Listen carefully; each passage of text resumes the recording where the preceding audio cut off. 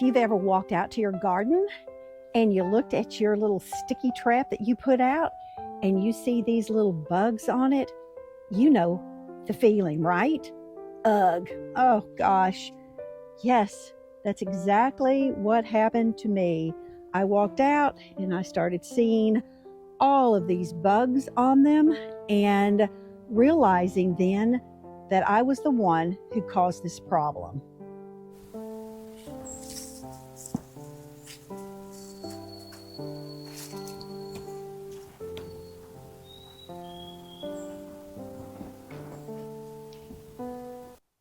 When I had found certified straw, I thought I'd solved the problem. No weeds, perfect moisture, healthy looking plants. Everything looked great. And it was great for a while.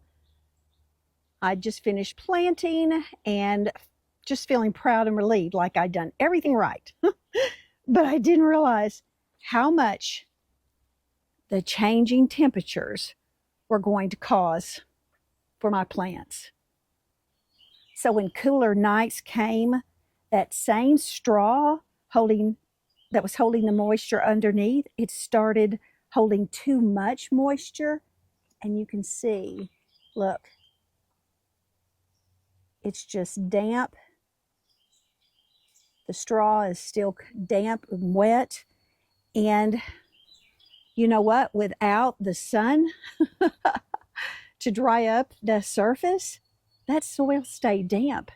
And that's when fungus gnats started to show up.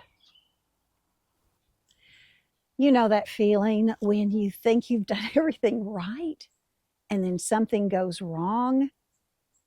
You can start second guessing yourself, can't you? I know I can. And it seemed like that after I'd done my research about the straw and I was so excited about it, I never took into account about the changing seasons and the changing environment that's being created underneath that straw and for certain plants.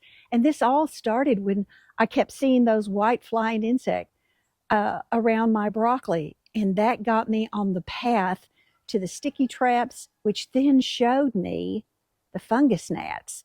And I didn't even realize that I had fungus gnats. So then you do the research on what's causing the fungus gnats. And I realized it was my straw and I needed to change what I was doing. And I'm like, I can do that.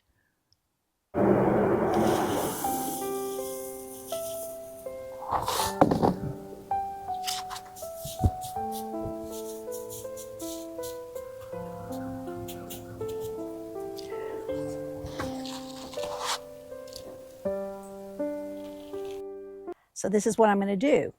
I am, as you can see, even fungus gnats on this.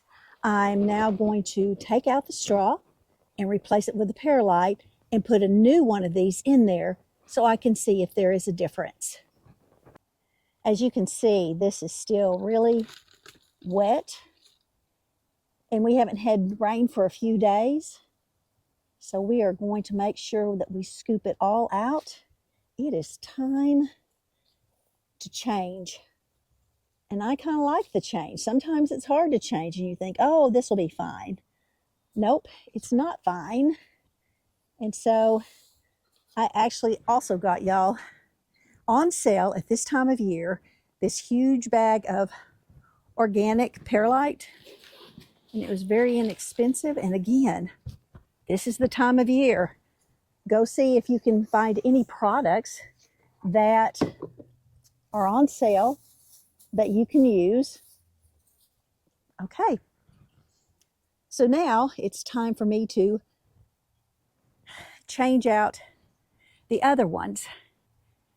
And then I'm going to let you know in a couple of days what that looks like.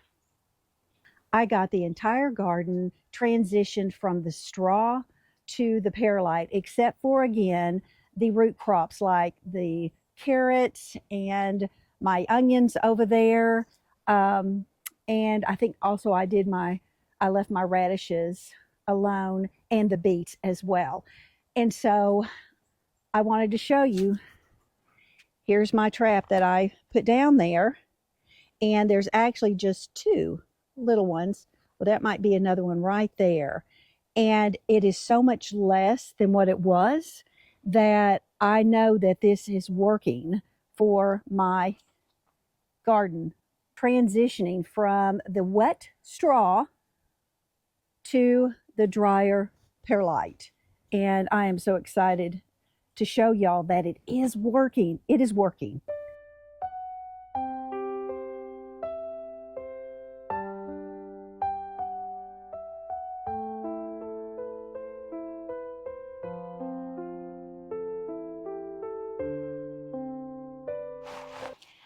I'm always going to be honest with y'all in regard to what I did and what I changed and what is working and what's not working. So I love these sticky traps.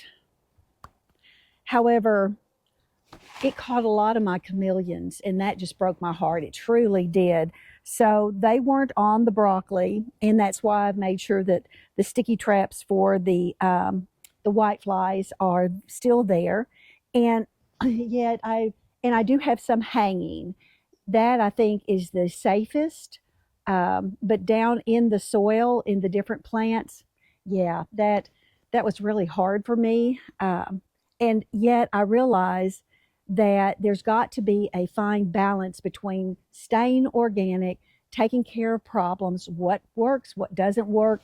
And so I think doing the for the fungus gnats, because that's what this is about, is really working in regards to pulling out that dry, it's not dry because we did finally get some rain. We've been in a drought, and yet when we did get some rain, it just held that moisture too much because of the cooler temps. And so that's what I've learned.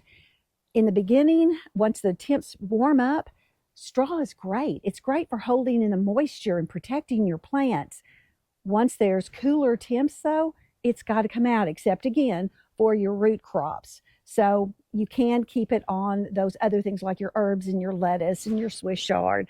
But the root plants don't have the perlite on there, because these other plants, what I'm understanding is that they don't mind that drier soil. They don't, the temps are cooler, and so that drier soil is not affecting them. All right.